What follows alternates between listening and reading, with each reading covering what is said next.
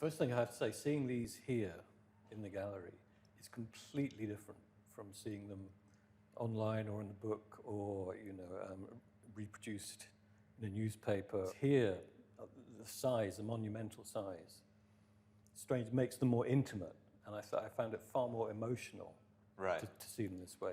Did you know that was going to happen when you first had the idea, or did you realize it when you first made them, that they had that effect, or? They definitely changed. I mean, if you print them at this size, it also lets more than one person read them at the same time. So it means that you don't have to kind of own it as you're reading it. You can step back, and it makes them more available. And then it does make them more monumental. And when you started making them, you couldn't have known that now they look like, starting to look like they belong to a different era just because of the nature of newspapers. Yeah.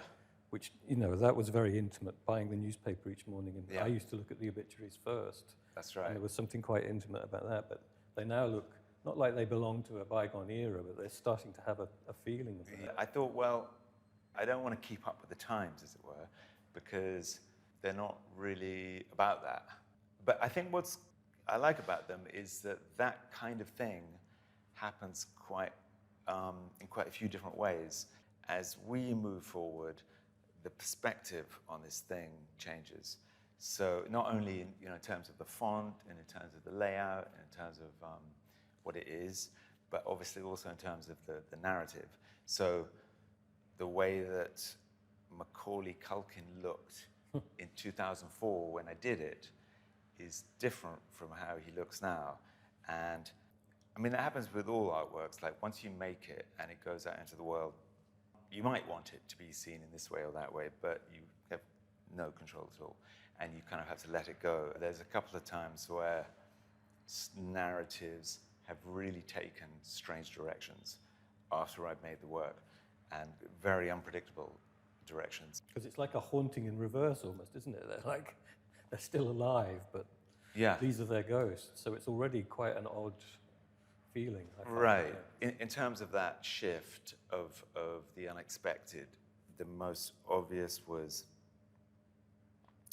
when I did Aung San Suu Kyi in 2011. I'd sort of been aware of her since I was a teenager, and it was this amazing story of sort of courage and resistance, and when I did it, she'd won the Nobel Prize, and it seemed that you felt you knew the story. A few years later, the story began to change, and within a few years, she was seen very differently by the world. So suddenly this work went from being apparently a homage to a heroine to apparently a depiction of something else. And I was just sort of standing back and watching it happen. And that could happen with any of these people, really. And the other aspect, of course, the obvious aspect, the one that I like as well, is that it uses language as a formal element. Of course, it's very much about language. Had there been examples of artists that you'd come across already at that point that you found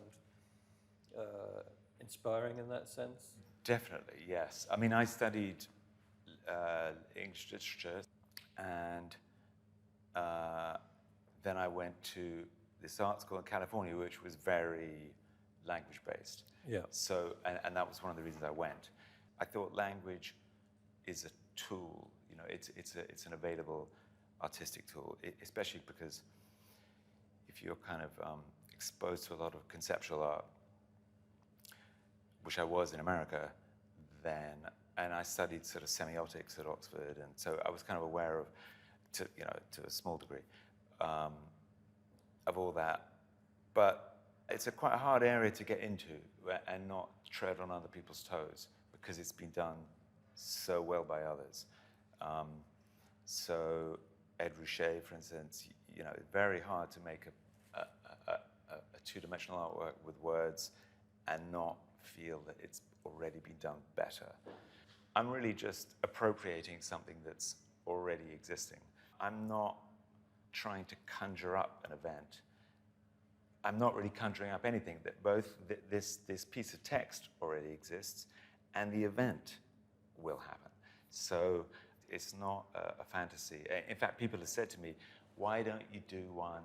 Or they used to say, you know, in the early 2000s, "Why don't you do one of George W. Bush?" Why would I give my time of my brief life to that? Whereas this is really about these are people I admire and love, so I'm happy to give my energy to them. I want to pay homage to and respect the thing that they're doing. And if I can magnify it and get someone's attention on it, then I think that's helpful. Whether it's the text messages or the cigarettes or the objects made out of graphite, Yeah. it seems it's that uncertain moment you're talking about. They're made unfamiliar. There's a moment where you know the object, but for a moment you don't know the object. I think the graphite, for instance, I made these sculptures out of blocks of machined graphite, and let's say it's a water cooler, and you might look at it and go, "What? I know that looks like a water cooler, but I don't know what it's made of." And you'll be in an odd place. But in fact, then you look at it closely and you realize you do know what it is. In fact, you know it really well because you probably first held an HB pencil at the age of 3. So that thing from the unfamiliar to or back and forth between the unfamiliar and the familiar is useful. Yeah, what you were saying last week, which I found interesting, is that how you see these people, commemoration of this, an optimistic thing, because it's like they give people options. The idea of not being stuck in something, it's almost a political thing, that you do have choices, there are things you can do, you're not powerless. Yeah, I think these are optimistic in a straightforward way. It's a narrative of decisions. I think that I chose them because they show that we all have more power over our lives than we realize. And it might be extremely difficult and extremely painful, but the difference is whether or not there is hope. So everything around us says that there isn't. I mean, everything around us says that whether it's advertising or politics or politicians or the bank or the mortgage or your job, everything says this is how it is, this is the status quo, and you must participate, and you really have no option. And if you feel bad and you feel like you don't like the way this system makes you feel, and by the way, I'm going to show you something that reminds you that you don't like it. So every time you see an advertising billboard of a beautiful person, you're aware that you are not that beautiful person or that life or that reality, and you must buy something to become closer to it. So the only way you can feel better is to pay and participate. And I think these people demonstrate that that's not true. So Dolly Parton is born in a one-room shack in Tennessee and starts being a writer, and she takes what's around her, which is country songs, talking about basically men being in power over women, and she starts writing songs where she talks from a woman's point of view. She just says, well, I'm going to show you this reality from a different perspective. And 40, 50 years later, she's buying school books for school children across America because the government won't. So you might say, that's not possible. I can't do that. And then, well, she shows you that it is possible.